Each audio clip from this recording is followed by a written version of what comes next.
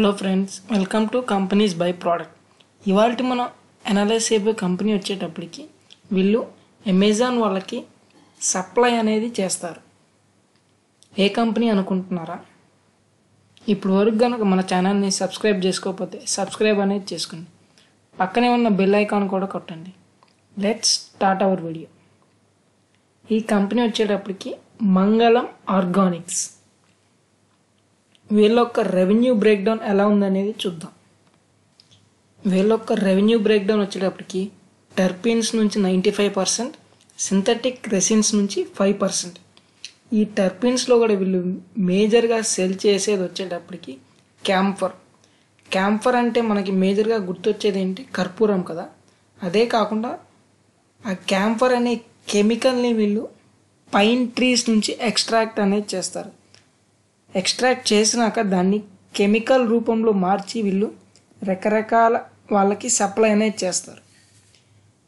ఈ కెమికల్ అనేది మెడిసిన్స్లో, hygienic products, coatings, paints యొక్క సాల్వెంట్స్లో, ఫుడ్ అడిక్టివ్స్, ఎఫ్&ఎఫ్ ఇవన్నిట్లో ఈ క్యాంఫర్ అనే కెమికల్ని వాడతారు.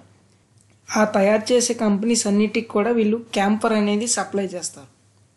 అలాగే వీళ్ళు ఒక సింథటిక్ రెసిన్స్ అనుకున్నాం కదా, ఆ రెసిన్ అనేది కూడా ఒక కెమికల్ బేస్డ్ ఫార్ములా.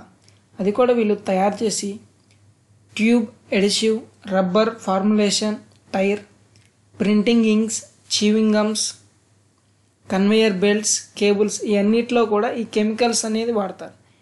వాళ్ళకి ఈ కెమికల్ అనేది సప్లై చేస్తారు. వీళ్ళ యొక్క లొకేషన్ వైజ్ బ్రేకప్ వచ్చేటప్పటికి ఇండియాలో 89.2%, rest of the world 10.8%. Next వీళ్ళొక్క కస్టమర్స్ ఎవరు అనేది చూద్దాం. వీళ్ళొక్క కస్టమర్స్ వచ్చేటప్పటికి Amazon, Himalaya drug company, Asian Paints, Pidilite Industries, Emami, Henkel, Reliance, Dabur, Nerolac. ఇందాక మనం పెయింట్స్ యొక్క సాల్వెంట్స్లో వాడతారు అనుకున్నాం కదా, వీళ్ళొక్క కస్టమర్ ఆ సెగ్మెంట్లో వచ్చేటప్పటికి ఏషియన్ పెయింట్స్ అండ్ నిరోలక్. మనం ఇందాక ఫుడ్ అడిక్టివ్స్ అని కూడా అనుకున్నాం కదా, అందులో వచ్చేటప్పటికి డాబర్, అమెజాన్. నెక్స్ట్ వీళ్ళొక్క ప్రాఫిట్ అండ్ లాస్ అనేది చూద్దాం. వీళ్ళొక్క ప్రాఫిట్ అండ్ లాస్ వచ్చేటప్పటికి లాస్ట్ క్వార్టర్తో ఈ క్వార్టర్తో కంపేర్ చేస్తే సేల్స్ అనేవి పెరిగాయి. అదే మనం ప్రీవియస్ ఇయర్ సేమ్ క్వార్టర్తో ఈ క్వార్టర్తో కనుక కంపేర్ చేస్తే సేల్స్ అనేవి తగ్గాయి. ఎందుకు తగ్గాయి మీకు కూడా తెలుసు కదా, డ్యూ టు కోవిడ్. కాకపోతే వీళ్ళొక్క సేల్స్ ఇంపాక్ట్ అయినా వీళ్ళొక్క ఆపరేటింగ్ ప్రాఫిట్ అనేది అప్రాక్సిమేట్గా 20% తగ్గటం అనేది జరిగింది.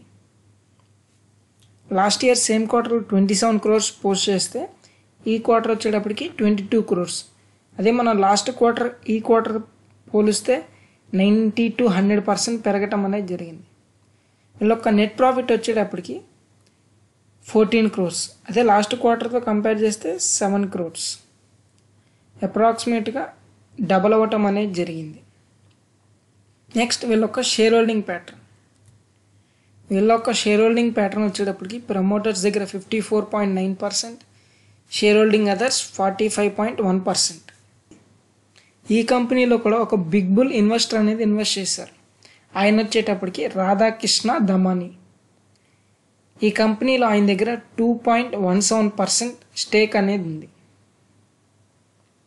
సో ఇది ఫ్రెండ్స్ మన వీడియో. నచ్చిందనే అనుకుంటున్నాను. నచ్చితే లైక్ చేయండి, వేరే వాళ్ళకి ఉపయోగపడుతుందంటే షేర్ చేయండి. Thank you.